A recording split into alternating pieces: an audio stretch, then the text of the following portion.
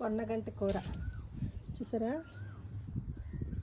Real పొన్నగంటి కూర అనమాట ఇది. చాలామంది చాలా రకాలుగా చూస్తూ ఉంటారు, అయితే పొన్నగంటి కూర అంటే ఇదేనండి. ఈరోజు ఆకుకూర పప్పు చేసుకుందామని నేను పైకి వచ్చి ఆకుకూర అయితే హార్వెస్ట్ చేసుకుంటున్నాను. ఎందుకంటే ఇది ఎంత ఈజీగా పెరిగే ఆకుకూర అంటే అంత ఈజీ అండి దీన్ని పండించడం. అలాగే పండించడం ఎంత ఈజీయో దీనిలో ఉన్న పోషక విలువలు మాత్రం అంత అధికము. కంటికి మాత్రం చాలా మేలు చేస్తుందండి.